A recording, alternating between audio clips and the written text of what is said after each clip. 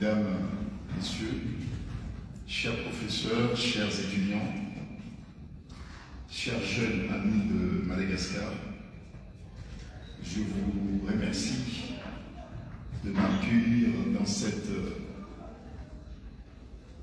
belle université, ce lieu de savoir et de foi, pour parler d'un sujet qui, à mes yeux, définit l'avenir de notre continent, donc de Madagascar. Parler de la démographie et de la jeunesse africaine, donc de la jeunesse malgache, en termes positifs, comme étant un atout pour le changement et puis pour la redéfinition de notre avenir, de nouvel ordre africain.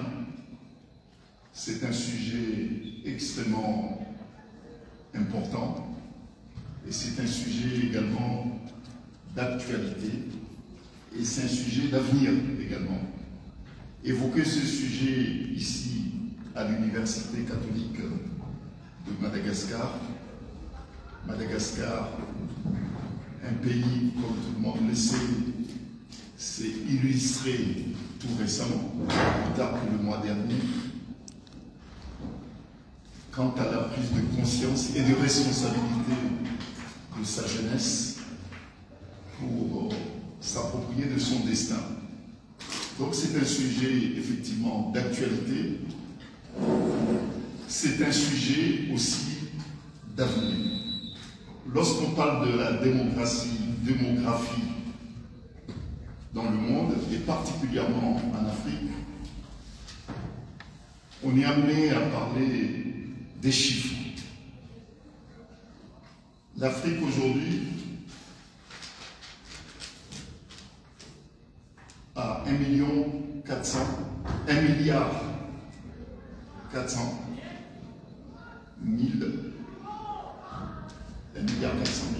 d'habitants. En 2000, on est en 2025.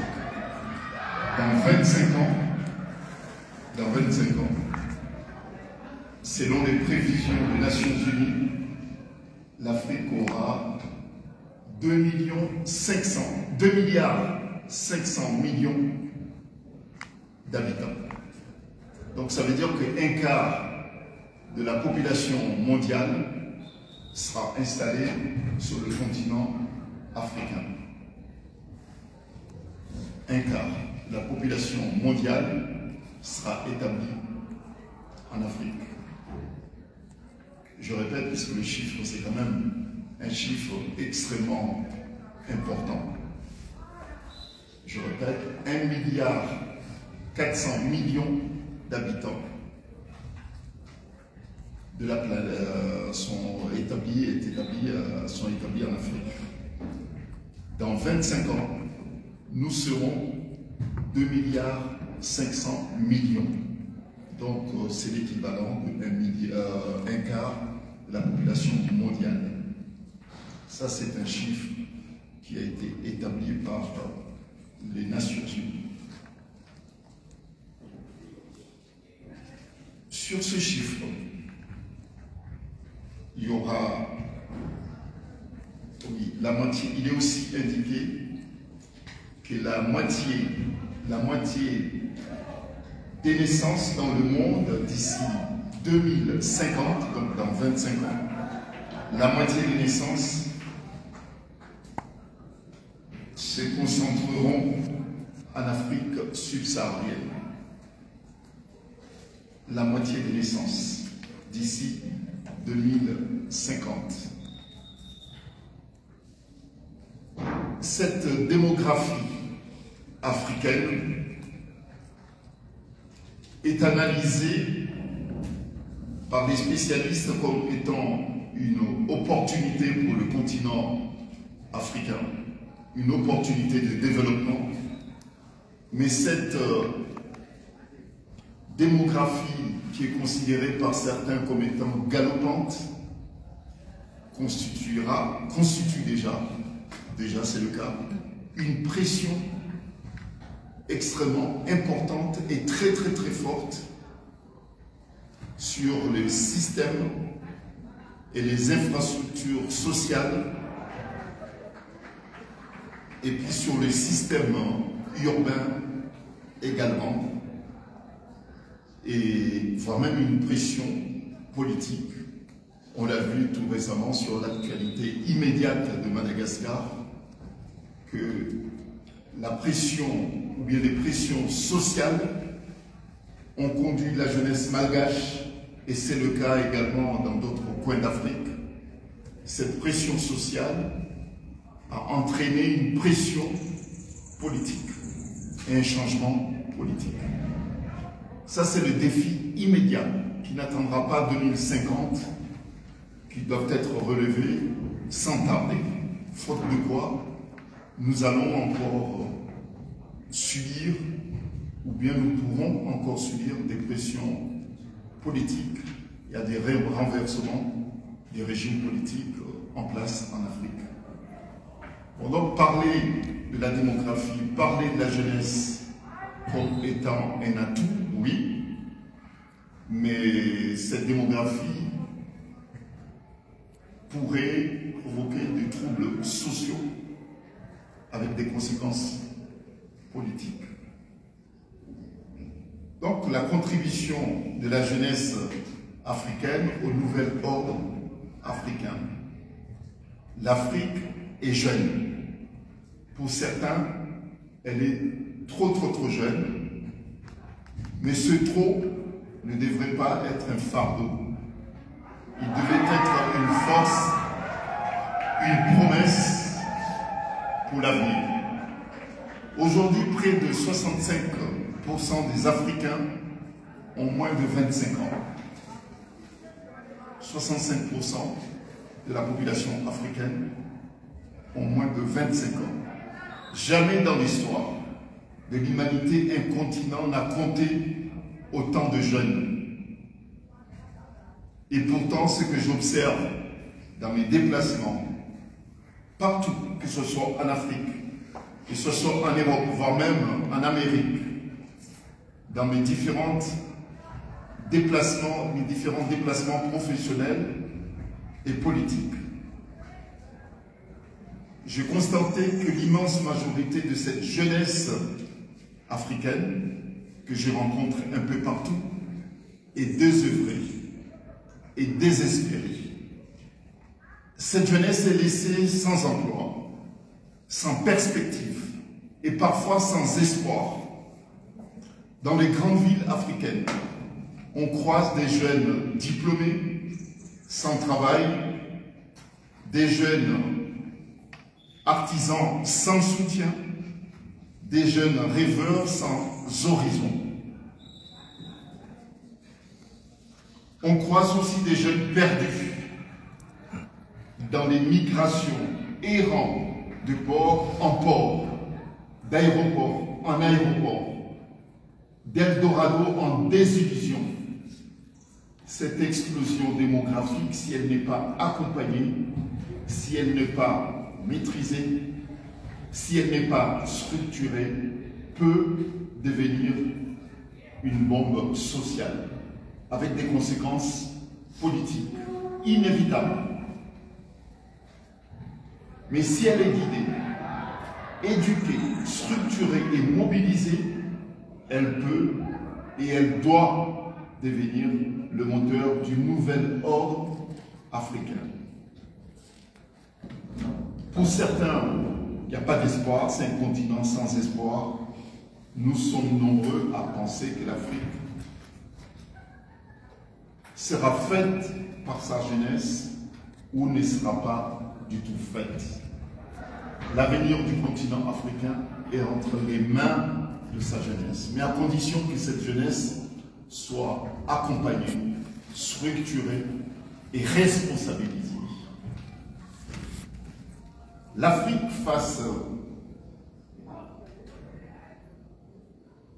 depuis une décennie, je me fais effectivement cette idée comme quoi l'Afrique ne sera pas sera faite par sa jeunesse ou ne sera pas faite. Ces propos, je les tiens dans mes différents combats, dans mes différents échanges, dans mes différents déplacements. L'Afrique face à son paradoxe démographique. Quand j'ai plaidé il y a des années dans le procès du mercenaire Bob Denard, dans le cadre de l'affaire à Paris, dans le cadre de l'affaire d'assassinat du président comorien Ahmed Abdallah, et puis dans celui aussi, le procès d'abord destitution et déportation du président comorien Jawara, j'ai compris que la plus grande bataille de l'Afrique n'était pas militaire en fait. Elle était et elle est encore humaine. Elle concernait l'esprit et la jeunesse. L'Afrique est un continent jeune, mais dirigé par des systèmes vieux, archaïques, inadaptés. Ce sont des systèmes issus de la colonisation de notre continent. Les États africains sont administrés et dirigés, la plupart d'entre eux, si ce n'est tous, selon des logiques du XXe siècle dans un monde du XXIe siècle. Vous voyez le paradoxe? On est en 2025, le système qui continue à ériger et les règles encore en vigueur dans nos différents pays sont des règles du XXe siècle. Ce sont des règles issues de la colonisation. Les jeunes, eux, ce qui est paradoxal, les jeunes africains, eux, vivent à l'ère numérique. Vous êtes tous, la jeunesse, les jeunes qui sont ici dans cet amphi. Vous vivez à l'ère numérique. Vous êtes tous connectés. Vous êtes mondialisés. Il y a donc là, il faut le dire, une fracture générationnelle qui est dangereuse entre vous, la jeunesse africaine, plein d'énergie et plein d'envie, et aussi des pouvoirs, mais qui sont figés dans la peur du changement. Vous avez peur, vous avez envie du changement, mais vous avez peur du changement. Puisque les pesanteurs, qu'ils soient sociaux, qu'ils soient culturels, pèsent sur vous. Pèsent sur votre envie de changement. Et lorsqu'on disait tout à l'heure que les défis africains ne sont pas des défis militaires, ni des défis économiques, ce sont des défis d'abord humains et culturels. Cette fracture générationnelle et cette fracture culturelle se ressent ici à Madagascar,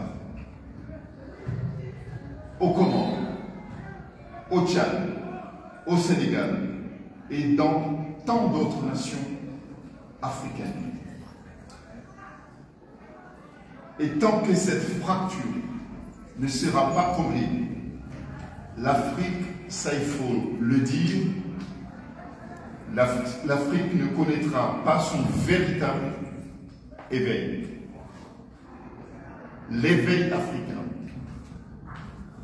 le nouvel ordre africain, le siècle africain, la génération Afrique ne naîtra pas du tout, mais vraiment pas du tout, tant que nous ne prendrons pas conscience et nous ne prendrons pas les mesures appropriées pour casser cette fracture générationnelle.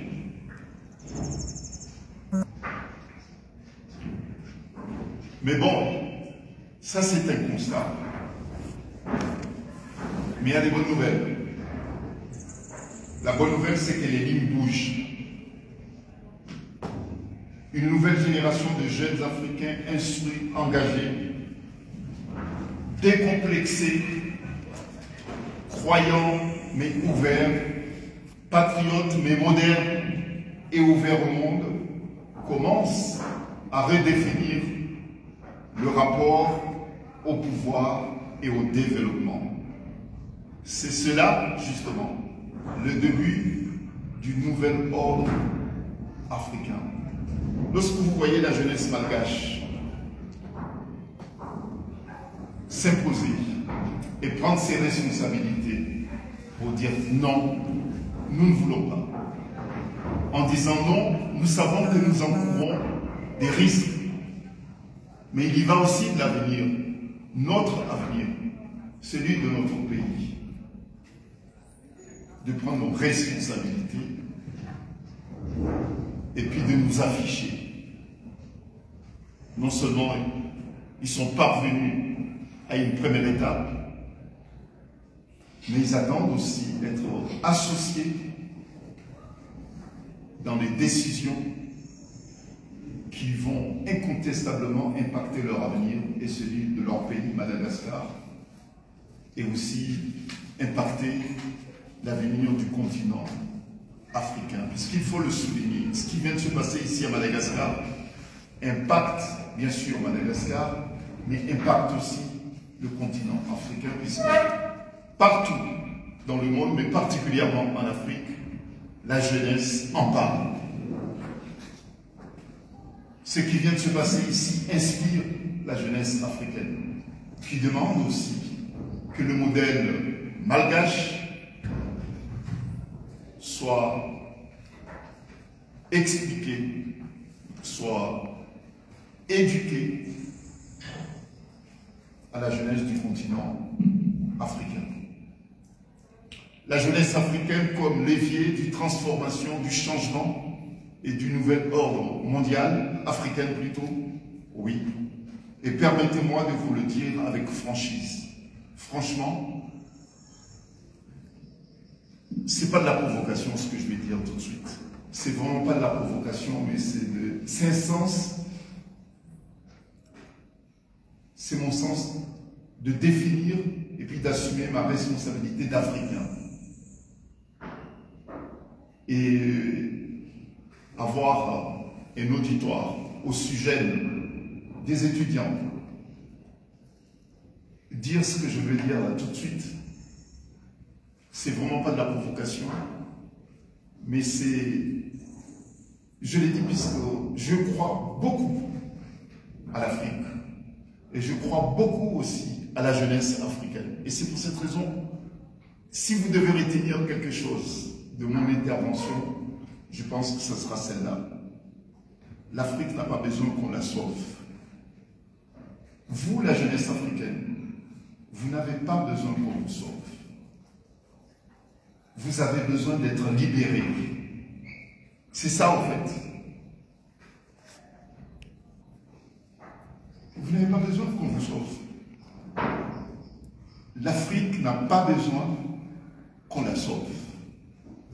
Elle a besoin qu'on la libère de ses propres chaînes mentales et de ses dirigeants qui sont complètement déconnectés. Oui, nos dirigeants sont complètement déconnectés. Ils ne tirent, la plupart d'entre eux, ne tirent aucune leçon, mais vraiment aucune leçon des déboires que la plupart de nos pays ont subis depuis les années 60 jusqu'en 2025. Aucune leçon. Que de la soumission, que des chaînes mentales qu'il faudrait effectivement enlever. C'est comme si nous acceptons de vivre une autre forme de colonisation. C'est comme si nous sommes éternellement incapables de nous prendre en charge. Ce sont des chaînes mentales. Chère jeunesse africaine, l'avenir du monde, ce sont les spécialistes qui le disent. L'avenir du monde sera africain. Le défi du monde sera africain. Ceux qui sont, soi-disant aujourd'hui, des grandes puissances, ils le sont avec vos matières premières, les matières premières africaines. Et maintenant, comme vous êtes des milliards, 1 milliard 400, et que vous serez 2 milliards 500 millions dans 25 ans, formés, éduqués, ambitieux, les jeunes africains pourraient effectivement relever le défi, non pas du monde, mais le défi africain. Puisque votre ambition doit être non pas mondiale, mais reconquérir votre continent, vos pays. La reconquête africaine, elle doit être faite en Afrique et non pas ailleurs. C'est pour cette raison que nos dirigeants doivent investir massivement sur vous. Nous avons aujourd'hui, en 2025, 1 milliard 400 millions d'habitants. Dans 25 ans, nous serons 2 milliards 500 millions d'habitants. Et 65% de cette population aura moins de 25 ans. 65% de 2 milliards 500 habitants auront moins de 25 ans. Qu'est-ce que nous allons faire de vous, de cette jeunesse? Comment nous allons vous former? Avec quel outil?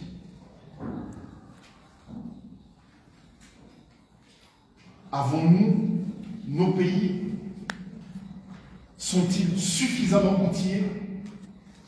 Disposent-ils des moyens pour relever ces défis? Les moyens existent, mais les moyens sont affectés à des investissements futiles et non pas dans des actions prioritaires. La priorité de l'Afrique, c'est former sa jeunesse. Et quand vous serez nombreux, dans les 25 ans à venir, il faudrait que vous soyez formés pour relever les défis immédiats de notre continent africain.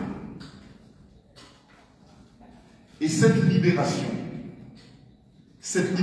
ne viendra pas, ça, il faut que vous soyez conscients. Ce ne sont pas les gens qui sont enchaînés culturellement, mentalement, qui vont libérer l'Afrique. L'Afrique sera libérée par sa jeunesse. Ce ne sont pas des chancelleries qui vont libérer l'Afrique. Ce ne sont pas des chancelleries qui vont libérer l'Afrique.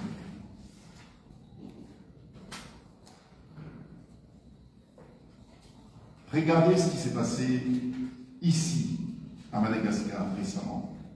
La génération Z malgache, vos camarades, vos frères et sœurs ont montré au monde, en moins d'un mois,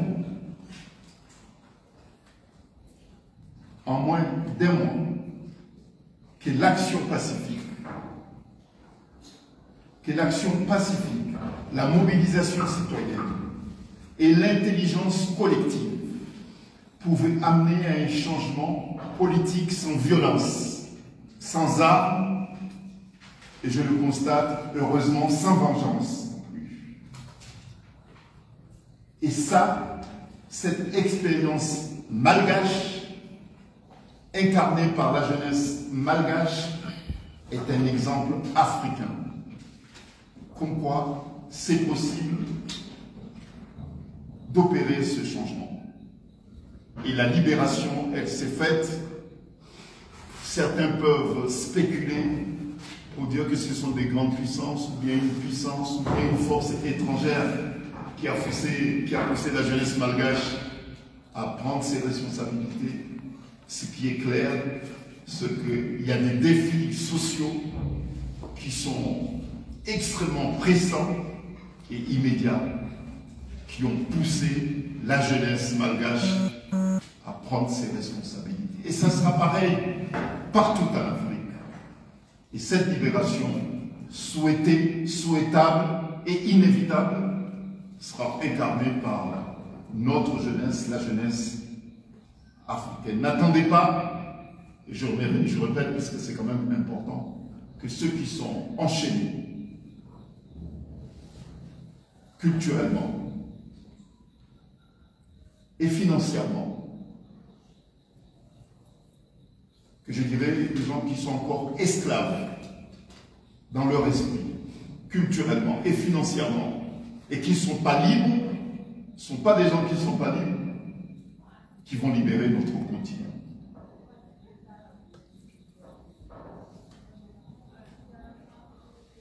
J'ai suivi ces événements, je ne suis pas le seul, mais l'Afrique a suivi les événements du mois d'octobre, septembre jusqu'à octobre, avec admiration. La jeunesse malgache nous a rendus fiers. Vous, la jeunesse malgache, vous avez rendu à l'Afrique, à la jeunesse africaine, sa fierté. Un homme ou des jeunes n'attendent plus qu'on leur donne la parole. Et n'attendez pas qu'on viendra vous dire comment vous libérer, comment libérer votre pays. Personne. Vous l'avez pris, la parole. La liberté, vous l'avez exigée avec respect, intelligence, méthode, discipline, mais surtout avec conviction. Ouais, puisque pour faire cette révolution, il fallait des convictions et de l'intelligence collective. Vous l'avez fait. Quand la jeunesse se lève, les trônes tremblent, mais la nation se relève. Bien sûr que les tenants du système ne s'attendaient pas. Les tenants du système ont tremblé, mais c'est la nation malgache qui l'a emporté. Ce qui s'est produit en Tananarivo, à Diogo Suarez, à Majinga, à Tamata, à Vatulea, un peu partout, c'est la nation malgache qui l'a emporté et qui s'est relevée. C'est la preuve que l'Afrique, à l'instar de Madagascar, l'Afrique n'est pas condamnée à l'échec. L'Afrique n'est pas condamnée à la misère. L'Afrique n'est pas condamnée à la pauvreté. L'Afrique n'est pas condamnée à la corruption. L'Afrique n'est pas condamnée au détournement des deniers publics. L'Afrique n'est pas condamnée à la dictature. L'Afrique n'est pas condamnée à l'arbitraire. Vous avez été des millions de malgaches à descendre dans le rue pour dire que vous ne voulez plus de la corruption. Vous ne voulez plus que les deniers publics, les richesses de Madagascar, soient utilisées à des fins personnelles. Vous voulez que les richesses de Madagascar soient servies aux malgaches. Ce n'est qu'une justice. Donc, c'est un engagement citoyen mené par des jeunes convaincus.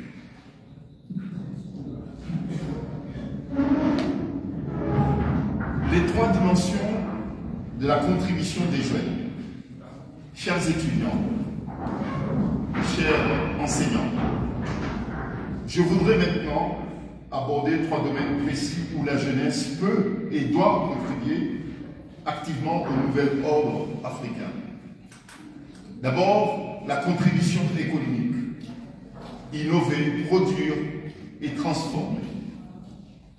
L'Afrique exporte ses richesses brutes et importe ses produits finis. C'est un paradoxe inacceptable qui ne peut plus durer. Il faut une autre vision, une autre approche alternative. Nos richesses brutes doivent être travaillées ici, en Afrique. Nous ne devons plus exporter nos produits et nos richesses brutes. Vous, la jeunesse africaine, malgache, universitaire, ces défis, vous devez le relever. Vous devez le relever. Vous devez contribuer à rompre ce cercle. L'innovation, la technologie, l'agriculture, les énergies renouvelables, ce sont des champs immenses. Là, en ce moment,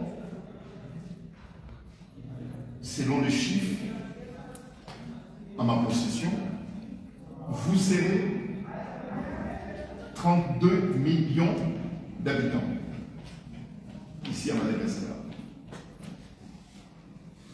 32 millions d'habitants. Vous pouvez, dans ces secteurs que je viens de citer, exceller. Vous pouvez exceller dans ces secteurs. Je pense à ces jeunes ingénieurs malgaches,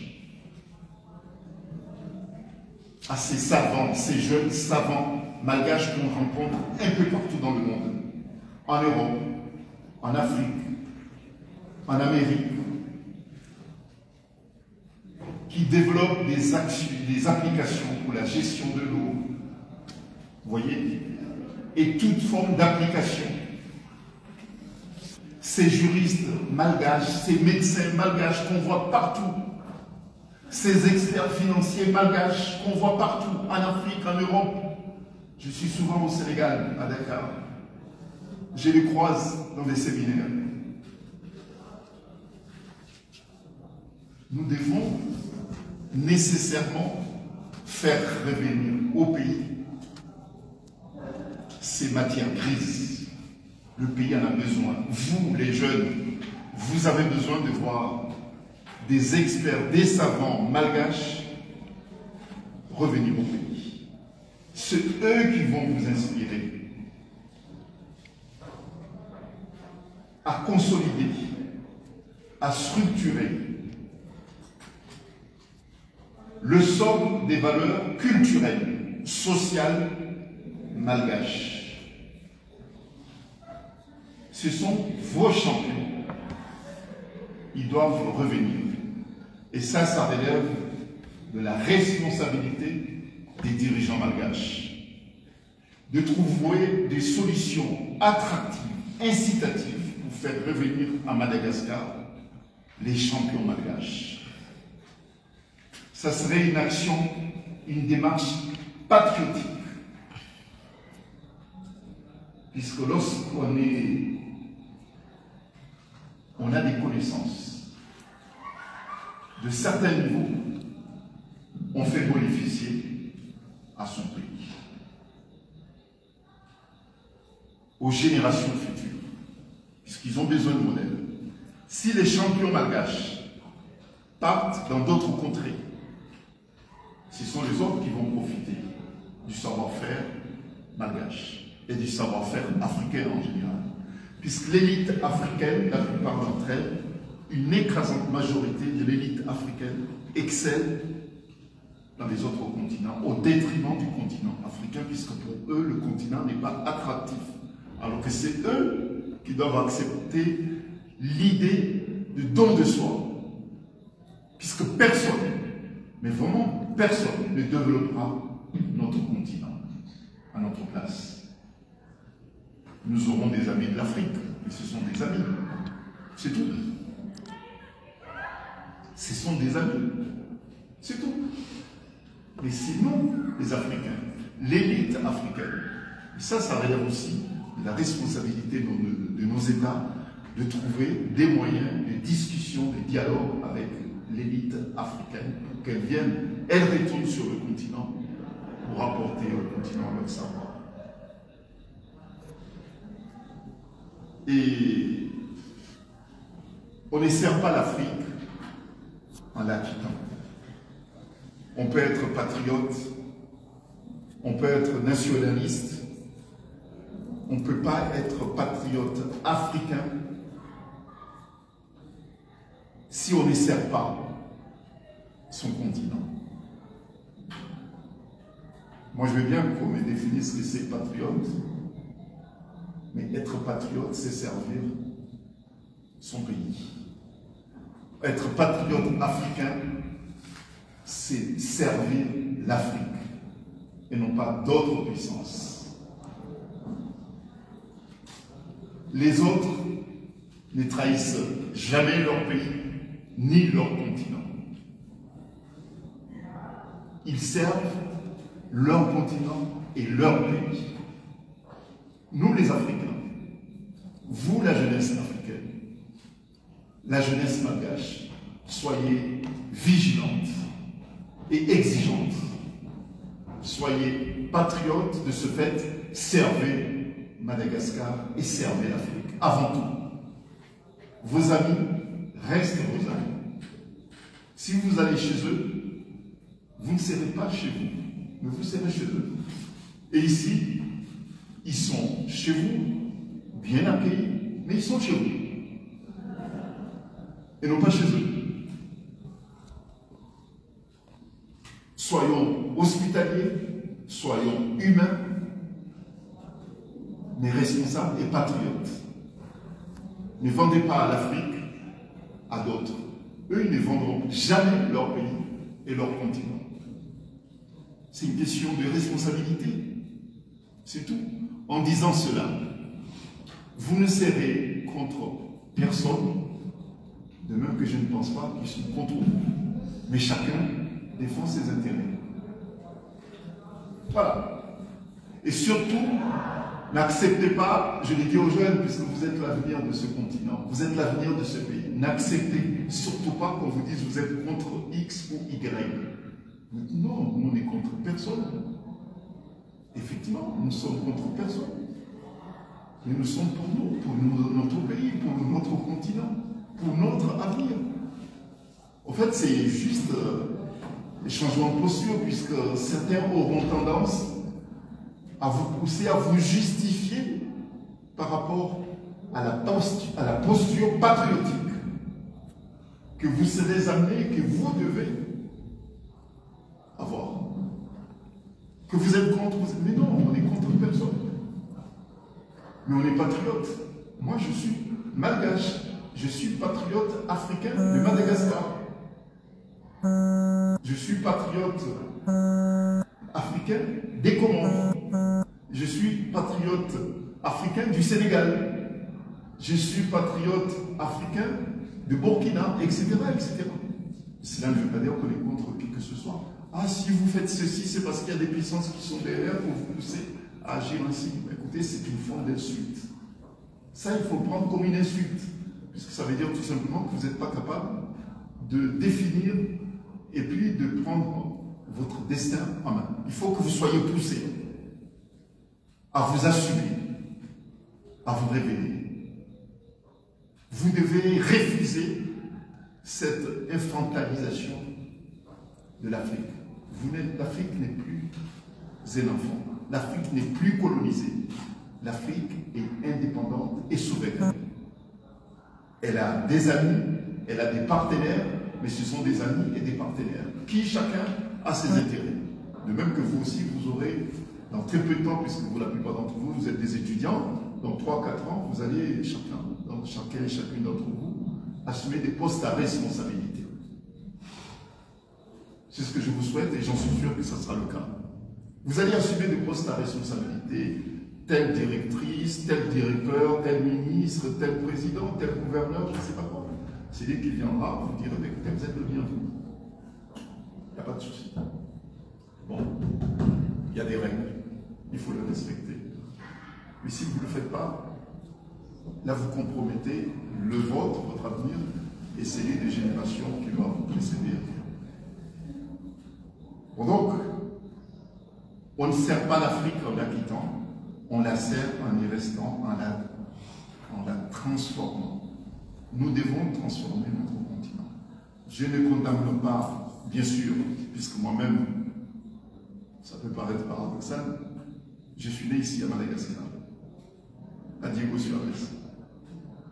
Mes parents, comoriens, à Diego, se sont rencontrés et j'y vais le jour à Diego. Donc, je ne suis pas contre l'immigration, parce que sinon je ne serais peut-être pas sur. Peut-être je ne serais pas né à Diego Suarez s'il n'y avait pas d'immigration. Je ne condamne pas du tout l'immigration. Je comprends les raisons qui ont poussé mes parents à se retrouver à Diego Suarez, puisqu'il fallait venir ici pour trouver un job. Et puis nous avons, entre Madagascar et les Comores, nous avons une histoire commune. Madagascar, je ne sais pas si la plupart, puisque vous êtes jeunes, je ne sais pas si vous le savez, mais au temps de la colonie, Madagascar avait, les Comores étaient rattachés administrativement à Madagascar. C'est pour ça qu'on parle Madagascar et ses dépendances. Vous voyez? Donc, les Comores dépendaient, comme certains territoires, de Madagascar. Ça, c'est le fonctionnement colonial. Et puis, lorsque Madagascar a pris son indépendance, les Comores ont accédé à ce qu'on appelle une autonomie interne. Voilà.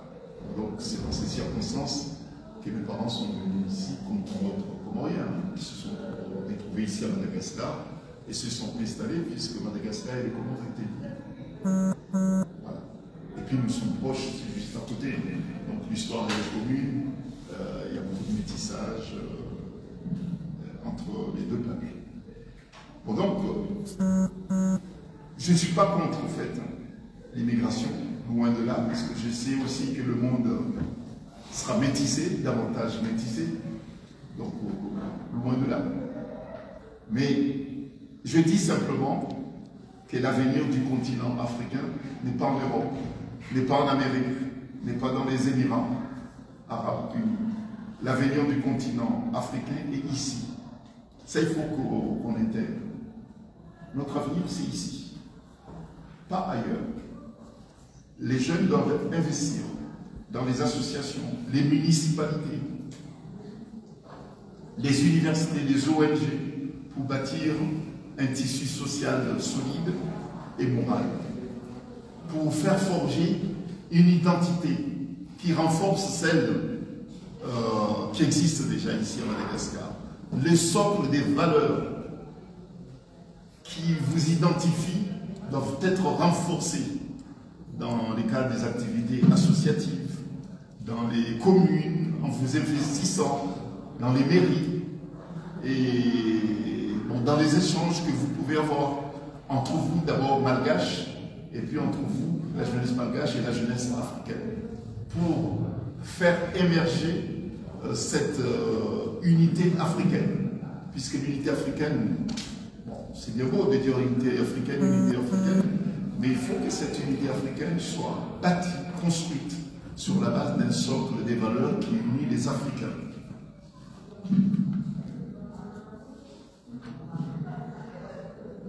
La jeunesse malgache a déjà montré la voie, contestation pacifique, l'organisation, la solidarité, mais il faut aller loin, plus loin, proposer, bâtir et gouverner aussi. Bon, j'ai parlé de la contribution tout à l'heure économique, et j'ai parlé aussi de la contribution sociale et citoyenne. Maintenant, il y a la contribution sociale et spirituelle. Ça veut dire quoi? Ça veut dire que dans un monde dépourvu dans un monde dépourvu d'éthique et d'humanisme et de spiritualité, un monde dépourvu d'éthique et de spiritualité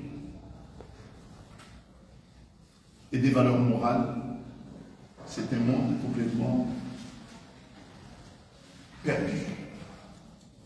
Donc la contribution de la jeunesse africaine, elle doit être morale et spirituelle. Donc nous devons travailler et promouvoir les valeurs d'éthique et d'humanisme africain qui existent déjà. Chaque société africaine a son éthique, a aussi ses valeurs humaines. Donc nous devons, nous les Africains, bâtir un socle des valeurs humaines. Nous devons travailler pour l'humanisme africain aussi. C'est un travail colossal, mais nous devons travailler en permanence pour bâtir cet humanisme africain. Nous devons le valoriser. Nous devons nous déplacer des pays à pays, tous les pays africains, pour valoriser ces valeurs humanisme africain. L'humanisme africain est une réalité. Nous avons des sociétés qui sont bâties, qui ont émergé sur des valeurs humaines. La solidarité, l'identité africaine, c'est une réalité. Il faut la valoriser, il faut la structurer, il faut la promouvoir. Le nouvel ordre africain ne sera pas seulement politique ou économique, puisque lorsqu'on parle de nouvel ordre africain ou bien de nouvel ordre mondial, on a toujours tendance à parler qu'il s'agit de l'économie et puis de la politique. C'est complètement faux. Le nouvel ordre mondial, mais moi je parle pour l'Afrique, il doit reposer sur le moral et puis sur la spiritualité qu'est l'éthique et l'humanisme. Donc, oui, nouvel ordre africain doit être aussi moral, spirituel. Lorsqu'on parle de la politique, on parle de la démocratie, on parle des libertés, on a tendance, certains qui voient l'Afrique comme étant un continent en perdition, disent, ben, écoutez, l'Afrique n'est pas prête pour la démocratie, l'Afrique n'est pas prête pour les libertés. Oui, c'est tout à fait normal. Ben oui, mais bon, qu'est-ce qu'il y a eu? Il y a eu élection, et puis bon, il y a 2, 3, 4 bureaux de vote qui ont été saccagés, mais le climat général semble très apaisant. Et puis apaisé. Donc on peut valider, etc. Non. Il n'y a pas de fatalité à la dictature, il n'y a pas de fatalité à l'arbitraire, comme il n'y a pas de fatalité à la dictature, ni au système antidémocratique. Ça, c'est un fait, mais nous devons souligner que lorsqu'une société souffre du manque d'éthique, là on fait le lit de la corruption, du favoritisme, du mensonge politique et des détournements des deniers publics. Lorsqu'il n'y a pas d'éthique, vous prenez votre pays et ses richesses, vous en faites une affaire personnelle. Vous vendez votre pays. Vous vendez les richesses de votre pays. Et vous pensez être responsable et puissant. Non. La preuve, la jeunesse malgache. Qu'est-ce qu'elle a démontré? Ça, c'est un exemple que nous aurons l'occasion de le dire partout. Ceux qui tenaient le pouvoir, ils avaient les forces de l'ordre, ils avaient les forces financières, et puis la force politique. La jeunesse malgache, moi j'ai des témoignages. La jeunesse malgache qui est descendue dans les rues de Madagascar, la plupart d'entre eux n'avaient même pas un franc malgache ni un arrière dans leur poche.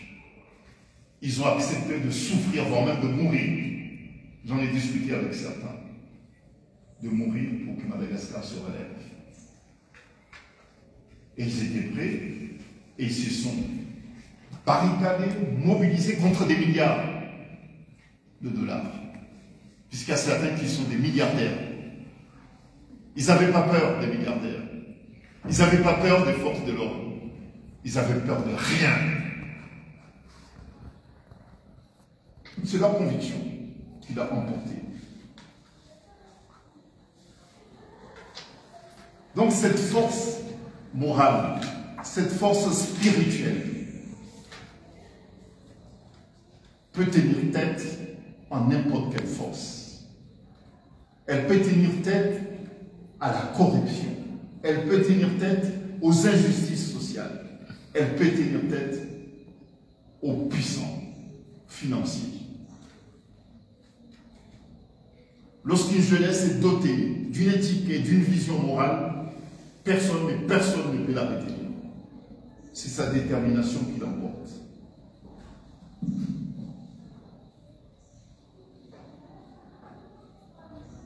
La morale publique, l'éthique publique.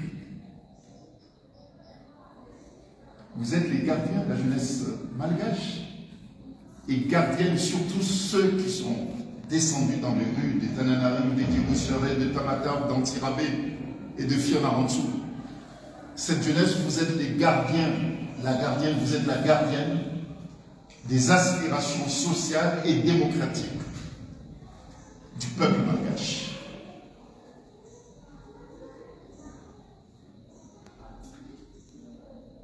Je ne parle pas ce que je vais dire maintenant, il faut que ce soit très bien compris. Je ne parle pas d'intégrisme religieux, puisque je suis profondément tolérant.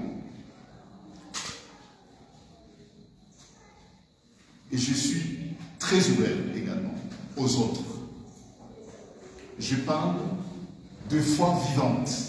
Lorsque je parle de foi vivante. Je parle de conviction morale. De cette conscience que Dieu, quel que soit le nom qu'on lui donne, Dieu, quel que soit le nom qu'on lui donne, il aime profondément la justice. Il aime profondément l'humain. Il aime profondément la dignité. Il aime profondément le travail. Il aime profondément le respect. C'est ça la foi en fait. La foi vivante, c'est ça. En plus, je l'ai dit, dans une enceinte marquée, effectivement, par la foi.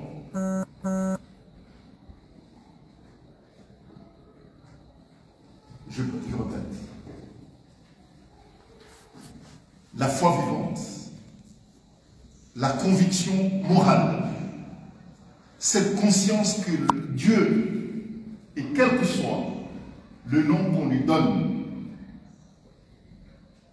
il aime la justice, il aime la dignité, il aime le travail, il aime le respect. Notre continent, et Madagascar particulièrement, a toujours été une terre de spiritualité.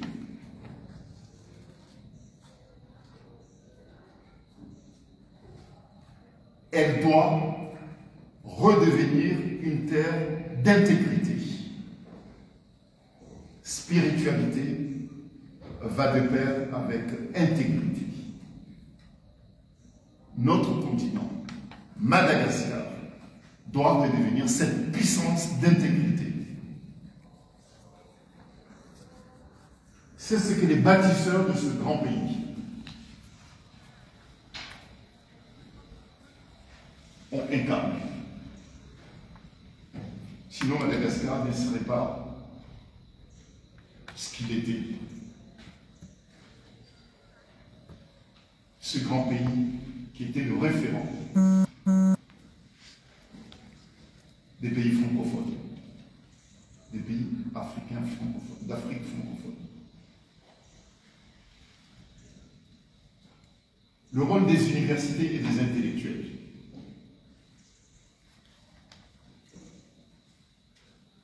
Ça, c'est un défi colossal. Les universités africaines ne doivent plus être des temples de récitation. Les universités africaines ne doivent pas être le centre de la reproduction du système qui nous a amenés aux échecs. Nos universités doivent redevenir des laboratoires, des solutions africaines aux problèmes africains. Nos savants, nos experts, nos chercheurs doivent se doter des outils leur permettant de trouver des solutions aux problèmes africains. Des lieux où des étudiants réfléchissent à l'avenir de leur communauté, de leur pays, de l'Afrique également. Vous devez, vous les étudiants, vous êtes dans l'obligation d'orienter vos réflexions, vos recherches sur des solutions africaines. Les autres, sauf exception, ne réfléchiront pas pour trouver des solutions africaines. Vous devez exiger que des moyens soient mis à votre disposition pour que vos recherches s'orientent plus sur des solutions africaines et malgaches. Je rêve d'une vraie université africaine qui enseigne non pas la solution, qui enseigne l'histoire de l'Afrique et qui enseigne aussi la créativité africaine. Non pas l'imitation, mais l'invention africaine. Les étudiants malgaches, vous avez une responsabilité particulière. Votre pays est au carrefour de l'Afrique et de l'océan Indien. Vous pouvez être les pionniers des modèles africains de coopération régionale où savoir et foi marchent ensemble. La foi et le savoir. Le nouvel ordre africain, c'est quoi? C'est une vision collective. Ce n'est pas un concept abstrait. C'est une nouvelle manière de penser le pouvoir, la richesse, la solidarité et la dignité. C'est un ordre fondé sur 4 piliers. La première pilier, c'est la souveraineté politique. Que nos dirigeants répondent devant leur peuple et non devant des capitales étrangères. Les dirigeants choisis librement par le peuple africain doivent penser et répondre devant le peuple africain, non devant les capitales étrangères. Les dirigeants malgaches doivent être choisis librement par les malgaches, non pas sur la base de la corruption, mais sur la base des idées, sur la base d'une vision malgache et africaine. Méfiez-vous de ceux qui viendraient vous voir avec des t-shirts et des casquettes pour vous faire danser pendant un mois. Et puis après la campagne électorale, vous ne verrez que de la misère dans vos frigidaires. Exigez une vision. Critiquez les différents projets qui vous seront soumis. Et soyez vigilants, soyez critiques et responsables. Ça, c'est la première souveraineté. C'est le premier pilier. La souveraineté politique. La souveraineté économique également. Que vos richesses, les richesses malgaches, servent à vos enfants et non pas à des multinationales. Il faut que les richesses, lorsqu'on vous dit qu'il n'y a rien à Madagascar est pauvre, vous dites non, non, non, non. On est appauvri, mais on n'est pas pauvre. Madagascar est appauvri par son élite. Moi, je l'ai dit ouvertement. Je suis un homme libre. Madagascar, comme l'Afrique, est appauvri par l'élite africaine, l'élite politique et l'élite intellectuelle. C'est eux qui appauvrissent le continent. Mais le continent n'est pas pauvre. La preuve, les autres viennent s'enrichir chez nous. C'est ça la souveraineté économique. La souveraineté éducative. que nos savoirs deviennent nos armes. Si vous n'avez pas de savoir, si vous n'êtes pas instruit, si vous n'avez pas un monde d'instruction, vous ne pouvez pas contribuer au développement de votre pays. Voilà. Donc le savoir africain, c'est une arme. Si vous voulez servir une jeunesse, il y a même certains qui sont tentés de dire qu'il ne faut pas leur donner de la nourriture. Si vous voulez servir une jeunesse. Si vous voulez servir une jeunesse, il faut lui donner du savoir.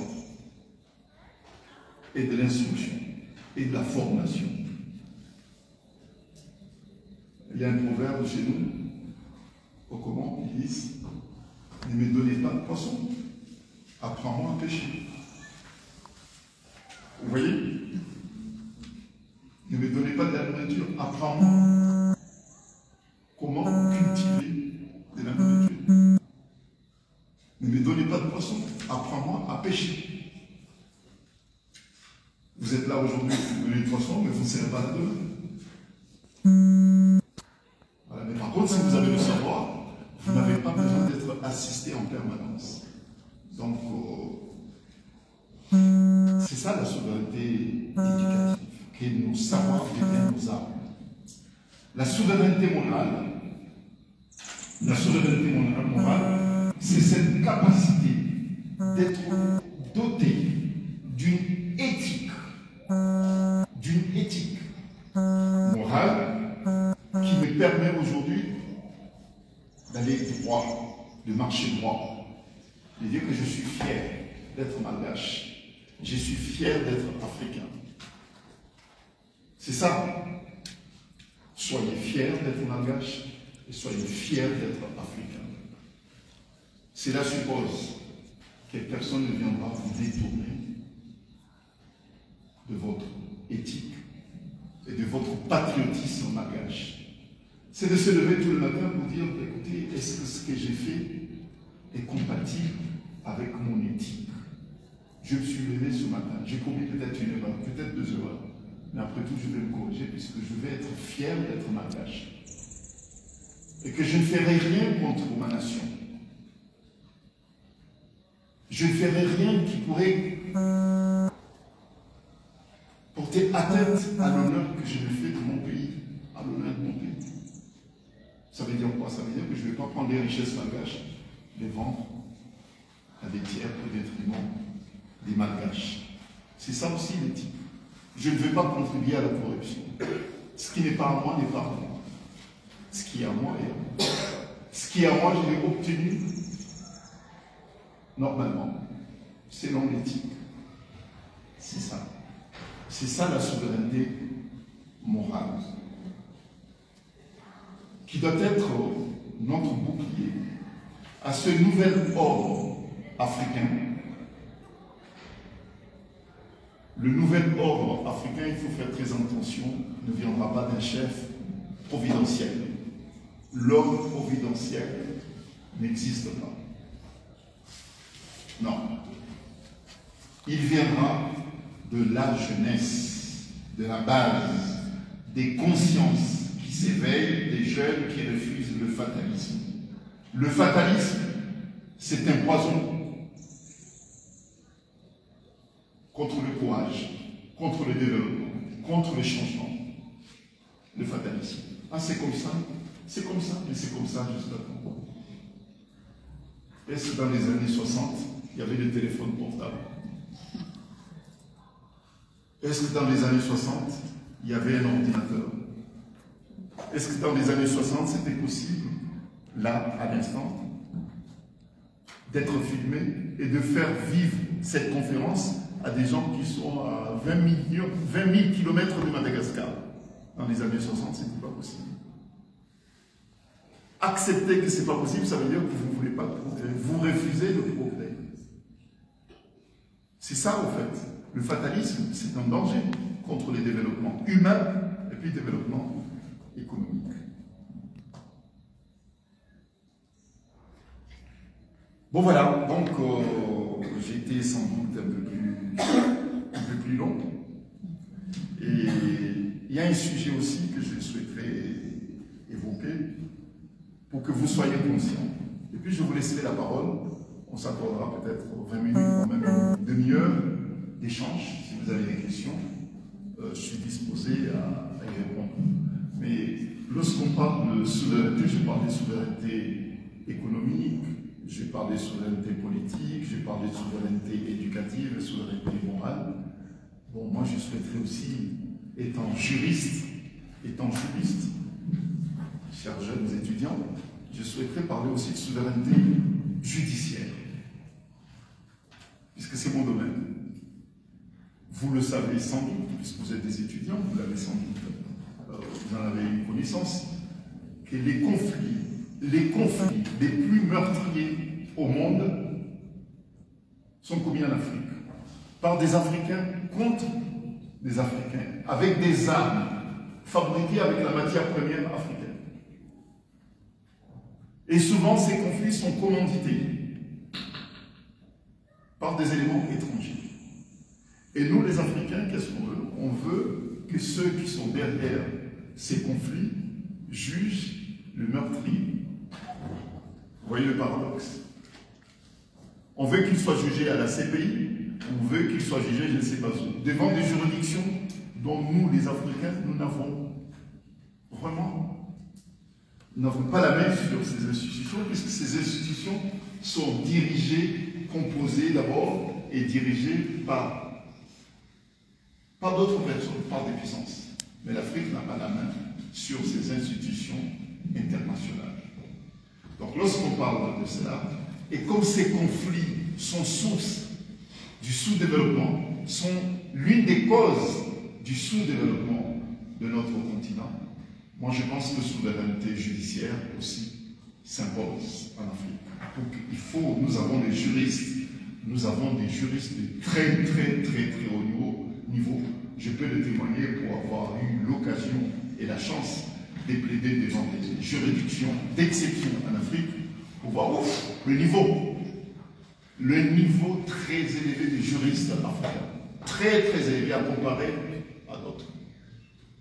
Donc l'Afrique dispose des ressources humaines, des juristes de qualité pour juger les crimes contre l'humanité commis en Afrique. C'est ça aussi la souveraineté. C'est de juger, de faire juger les crimes commis en Afrique contre les Africains en Afrique. C'est ça aussi la souveraineté. Bon, j'aurai l'occasion d'aborder ce volet particulièrement dans d'autres conférences, mais je tenais quand même, parce qu'on a parlé de 4 piliers de la souveraineté, de nouvel ordre africain, je tenais à dire qu'il y a aussi un autre pilier de la souveraineté et de nouvel ordre africain qui me tient à cœur, c'est cette souveraineté judiciaire. Que les conflits, que ce soit l'esclavage qui existe encore en Afrique, que ce soit des conflits meurtriers, que ce soit des conflits commis au nord-est, à l'est de la RDC, que ce soit des conflits commis au Soudan, que ce soit les assassinats politiques, que ce soit le problème d'atteinte grave à la démocratie, commis en Afrique en toute impunité. À l'instant où je vous parle, on nous parle, je ne sais pas si c'est vrai ou non, je ne sais pas encore si ça sera documenté ou non, mais ce qui est sûr, c'est qu'il y a eu des meurtres, il y a eu des morts ici à Madagascar. Il y a eu des morts. Les récents événements politiques, il y a eu des morts. Des jeunes qui ont été assassinés tout simplement parce qu'ils ont demandé justice sociale. Ils ont demandé la liberté. Ils ont été froidement assassinés. Il y a certains, à l'instant où je vous parle, qui sont gravement malades, atteints, qui sont hospitalisés, qui vont subir des opérations chirurgicales la semaine prochaine. Ce sont des jeunes malgaches. Et moi, j'estime que ces crimes, puisqu'il s'agit des crimes contre l'humanité, ces crimes doivent être jugés en Afrique par une juridiction africaine. Ces atteintes graves à la démocratie, aux droits de l'homme. Il suffit aussi de parler de ce qui se passe en Tanzanie. On parle de milliers de morts en Tanzanie. Et ce qui se passe au Ouganda, c'est ce qui se passe au Comores chez moi également. Autant de morts pour des motifs politiques, autant d'emprisonnement, autant d'intimidation pour des raisons politiques. Ça ne doit pas continuer. Il faut que ça cesse. Il n'y aura pas de développement si les dirigeants africains n'intègrent pas dans leur fonctionnement, leur mode de fonctionnement, que nos sociétés vont évoluer dans le droit. Voilà, donc maintenant je vous laisse la parole si vous avez des questions à poser. Merci. Merci Maître Larivy pour votre intervention chaleureuse et inspirante. Merci beaucoup. Et avant de passer au questionnaire, on va passer au point de presse parce qu'il y a une journaliste qui est là et elle apporte notre programme.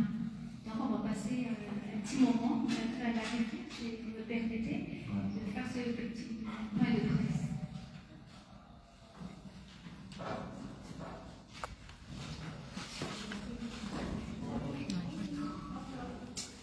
Oui, bonjour.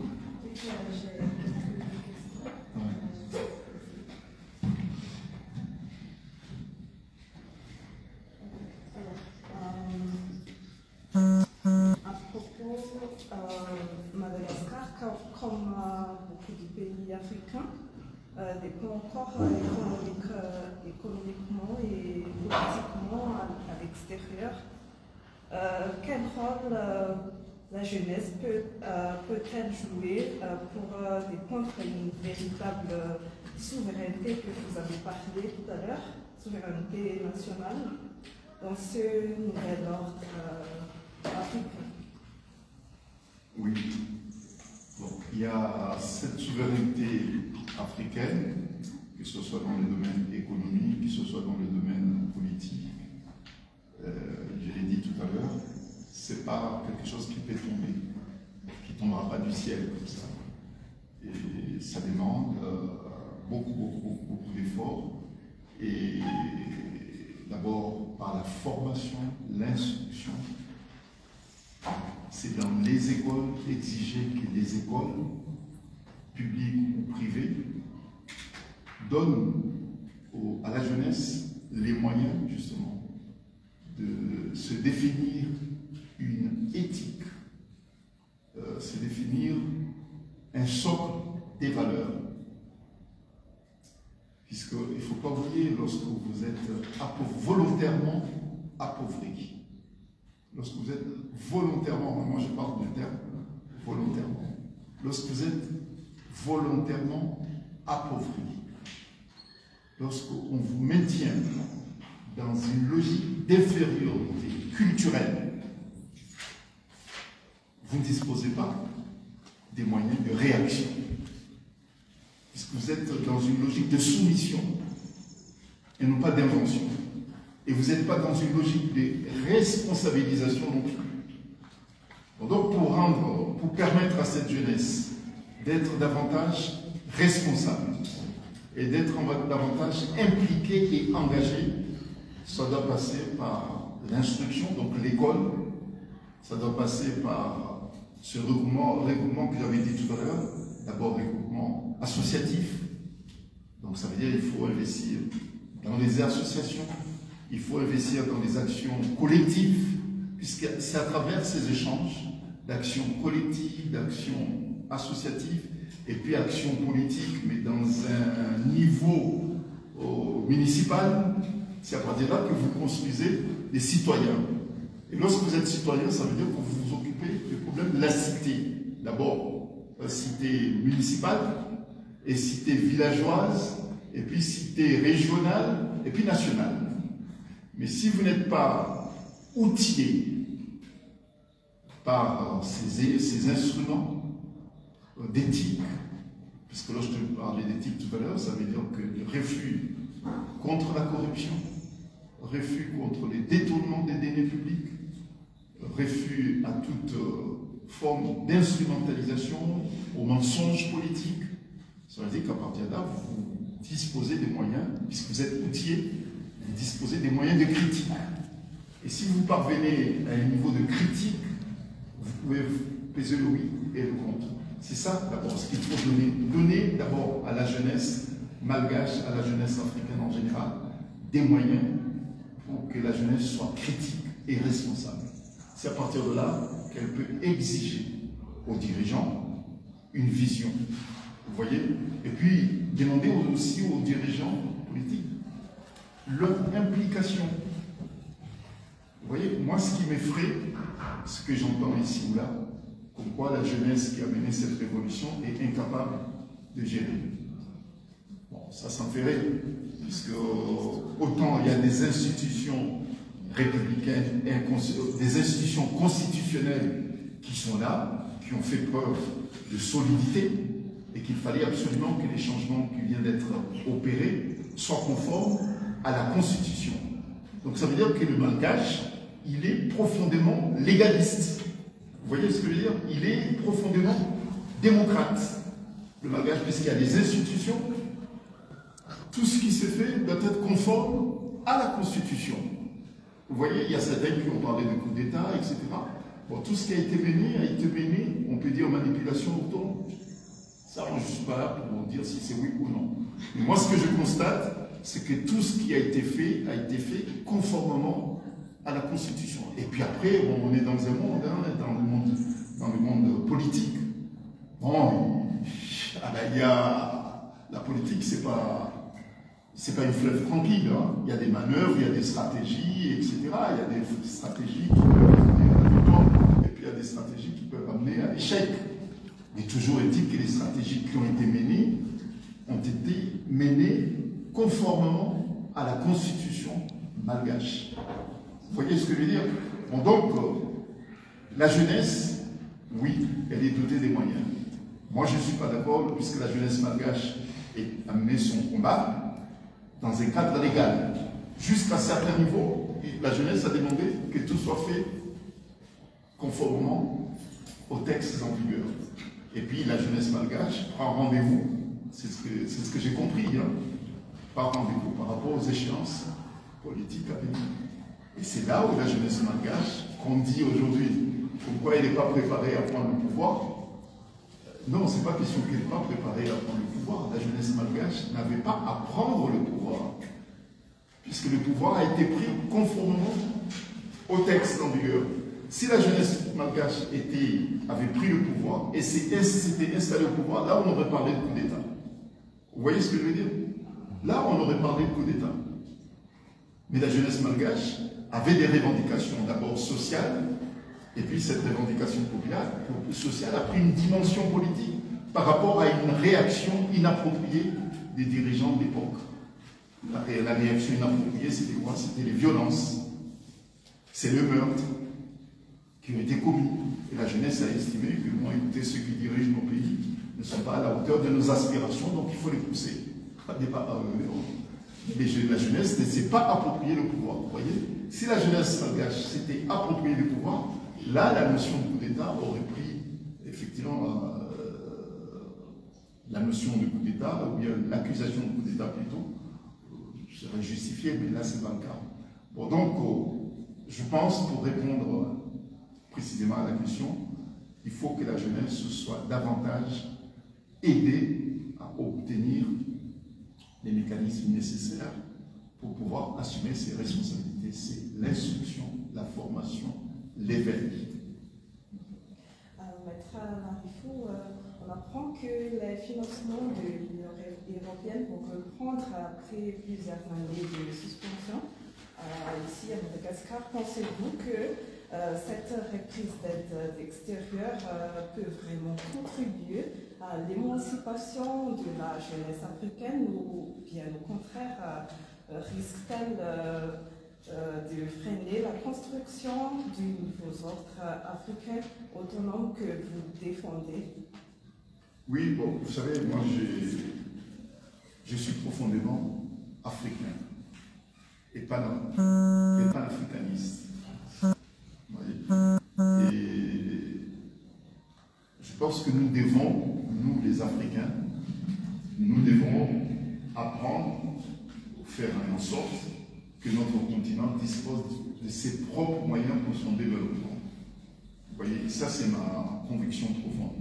L'Afrique doit se doter de ses propres moyens pour pouvoir assumer son avenir. Quelle aide que nous ayons des aides par le biais de la coopération, c'est un fait. Mais notre développement ne peut pas être défini et assumé perpétuellement, plus de 60 ans après l'indépendance. On parle encore de l'aide. Vous savez, lorsque vous avez 18 ans, qu'est-ce que disent vos parents? Ils disent qu'il faut que vous appreniez à vous prendre en charge. Vous voyez, jusqu'à 18 ans, vos parents vous disent, bah, écoutez, je vous ai aidé, je vous ai mis à l'école, ou bien même si les parents n'ont pas eu le moyen de vous mettre à l'école, mais ils vous donnent les moyens de vous assumer en tant qu'adulte. Puisque 18 ans, vous êtes adulte. N'est-ce pas? Un pays, c'est pareil. 60 ans après, vous parlez de l'aide, chaque fois. On le prend, puisqu'on en a besoin. Et c'est un échec, en fait. Oh, c'est un échec. De pleurer parce qu'on n'a pas de l'aide, 60 ans après nos indépendances, 50 ans pour certains. 65 ans pour Madagascar, et comment c'est 50 ans. Pleurer parce qu'on n'a pas de l'aide.